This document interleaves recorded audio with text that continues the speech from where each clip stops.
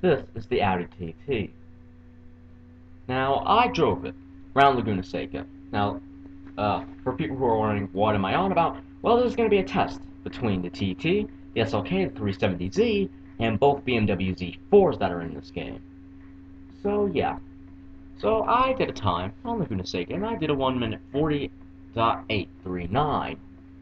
Now, for people who are wondering, well, how could you do it? How could you have done it? Because you're just showing us the car.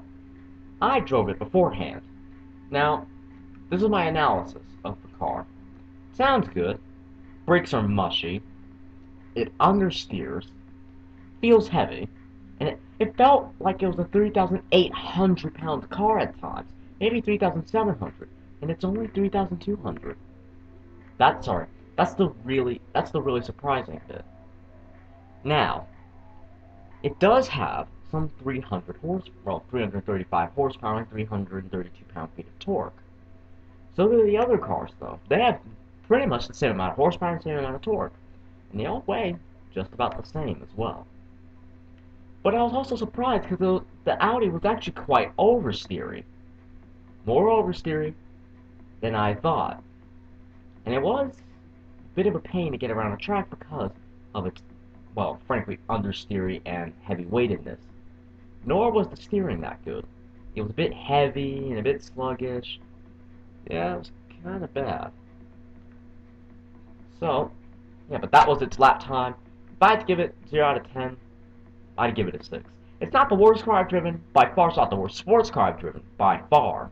But it's not suited to track use. It really, really isn't. It feels just a bit too heavy. So now I'm going to go jump in the Merc, do a time, and give you an analysis on that.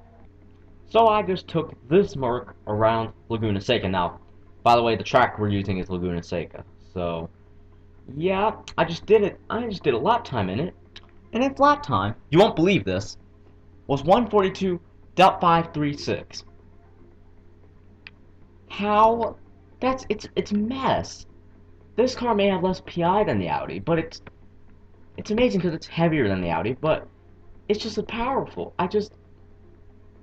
But it's rear-wheel drive, so I was hoping it wouldn't have understeer. But in fact, this car four-wheel drifts. Once you drift it, you have to catch it, and then your lap time is slower. So if you try and slide it through the corner as fast as you can, you're just gonna four-wheel drift, and then you're slower already. And I was hoping the brakes in this car would be better than the Audi, but in fact, they're just as bad. They're fine, but they do fade a little bit. But once they fade, you can really tell. Honestly, I am really disappointed in the Merc. I was really hoping that this would come through and beat that Audi, but it hasn't. Brakes are bad. It's oversteery. It has the same amount of power and the same amount of torque, but it's 200 pounds heavier. Even with, but even, I didn't even know it weighed that much more than it. And I was still hoping it would beat that out. Even if I knew it weighed that, and I hadn't driven it before, I would have hoped it would be able to beat that Audi, but it hasn't. Anyway, time to try a Datsun next. Or a Nissan, for those of you who like calling it that. The Nissan is astonishing. It did a 1 minute 40.385, which means it has less PI than the Audi, but it's faster. It was so much harder to get the time done, but the thing about that is the Audi has all-wheel drive grip, so you could power out of the corners a lot sooner than you could in this. But it wasn't as oversteery as the Merc, so it was more balanced.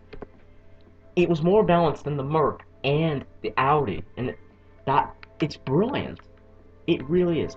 Me and Dad both agree that the 240Z looks better than this does, but on driving dynamics, it's really, really good.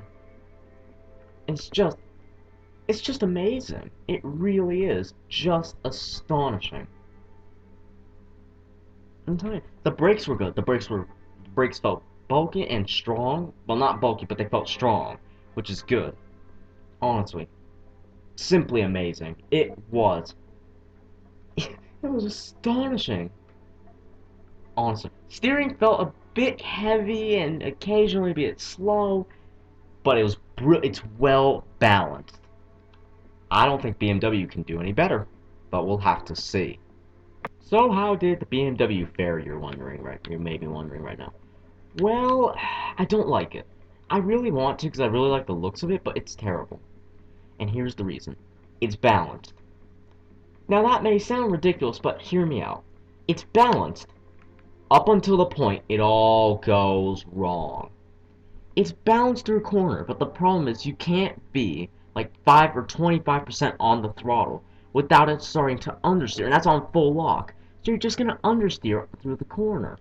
And then the rear end isn't planted enough to power out properly, no matter what gear you're in. And that's the issue with it. It's balanced. In fact, it felt more balanced, and the brakes are even better in this than they are in the 370. But what this car needs is front aero and bigger front to rear tire width. That's all it would need to be better in terms of Forza upgrades. But that's literally all it needs.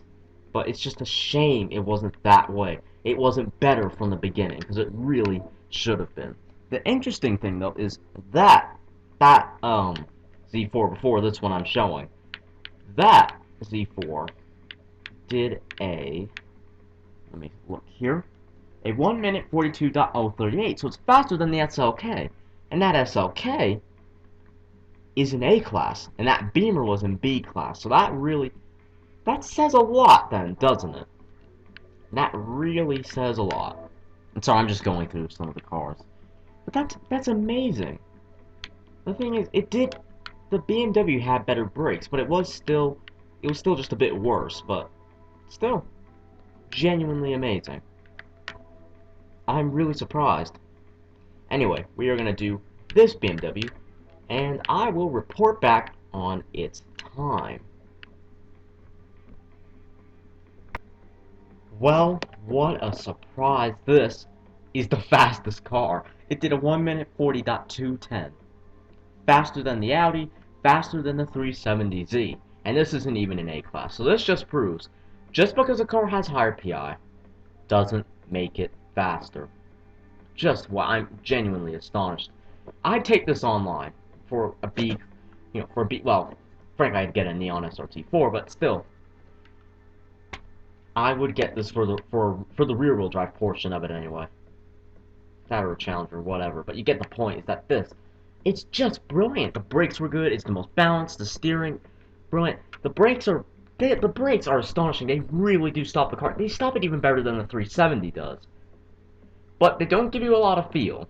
You don't feel it as much as you do in the 370. But it is better. It's just astonishing. Honestly. There you go. This is the fastest car in the test. Anyway, let me go see how the Lotus does before I end off the video. Well, it's definitely the little Lotus that could. This did, and I was astonished by this, a 1 minute 39.325. This really is a track machine. It's brilliant. It brakes brilliantly, it turns brilliantly. It needs a bit bigger rear tire width because it was a bit tail happy, but brilliant, honestly. I give the TT 6, it was pretty good. The SLK 4.3, because you can only use it for fun. You can't use it seriously. The 370Z, I give a 7, that was good. The 2010 Z4, I give 6.3. It's only just better than the TT.